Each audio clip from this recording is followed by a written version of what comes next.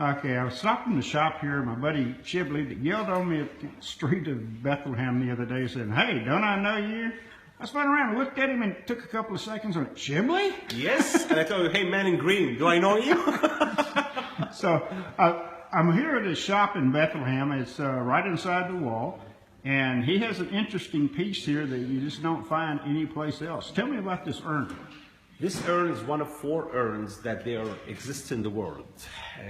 One over here, 2 in the Israeli Museum, and 1 in the Vatican. And those urns which the Dead Sea Scrolls of Qumran being found inside them. And most of the people know how the story started. And whatever you're taking pictures at or filming is a replica or a copy of the temple scroll which been found in this urn, including the book of Isaiah. That's why they consider this urn is the largest, actually it is, and the most perfect shape and the most important. Wow. And about your grandfather. My grandfather, he was, what to say, actually the background of my granddad, he's from the survivors of the genocide, the massacre in 1915 in Turkey.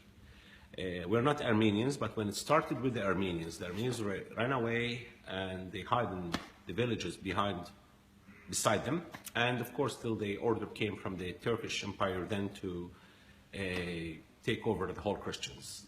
So he was from the survivors, he and mom and dad, who were able to leave over there and run away and came and settled in Bethlehem.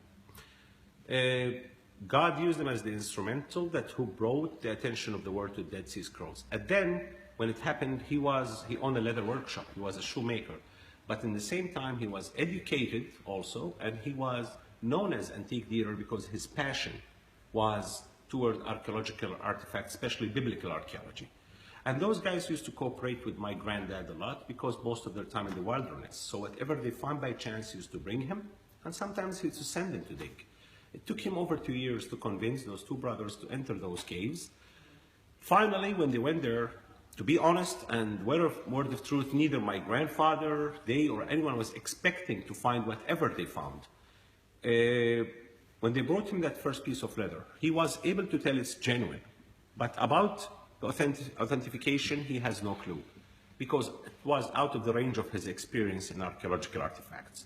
What caught his eyes then, more than the archaeological issue, was the biblical issue, which after a few weeks keeping that piece of leather, cleaning it cautiously, carefully, till the inscription shows up. And as we say, God always works in his way. He has his own ways to show up things. Out of the whole manuscripts, which been found later, whatever they grabbed was from the very few which it was written in his mother tongue, the ancient Aramaic language, the first language Jesus spoke. This is my mother tongue, and we're still from the few in the world who speak this language. By reading what shows it clearly, he knew something biblical.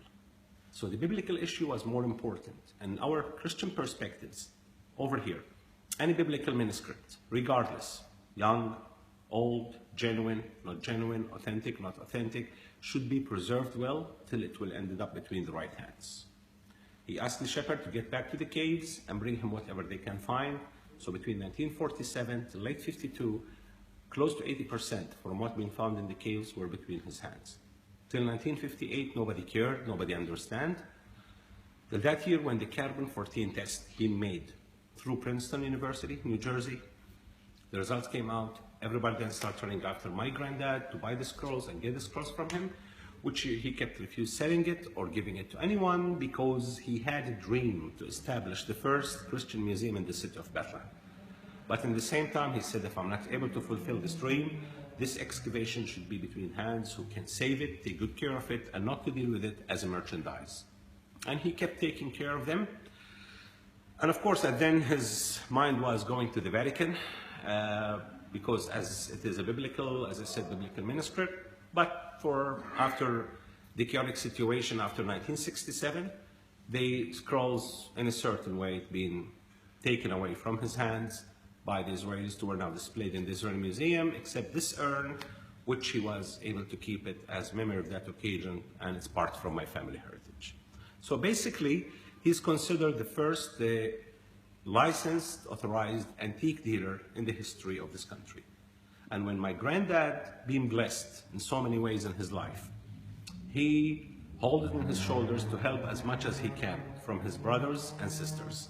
And he opened the first souvenir shop in the history of this country, because we as the Christians, who lives in particularly Bethlehem, Jerusalem, and Nazareth, our livelihood, our income, it depends of not 100%, 99% on tourism. So he established that first souvenir shop, and to continue his legacy, when we opened this place in 1999, as you're seeing, and as all our friends are looking at, it's big, huge shop that full of artifacts and craftsmanships, which all be made in the Holy Land, particularly in Bethlehem and in the country in general, like the olive wood carvings and different other stuff. You were telling me about this new collection you have here. Newly, we start going into a different line, you know, which it is the genuine icons. And those genuine icons are between Russian icons, Ukrainian, and Byzantine icons. These are all run between from 100 to 250 years old. Wow, that's beautiful. And this is your grandfather up here? And in the picture, that's my granddad. And a lot of people, they look at how he's dressed. That's the cultural and traditional dress from the Turkish period. So the hat on his head, they call it the tarbush.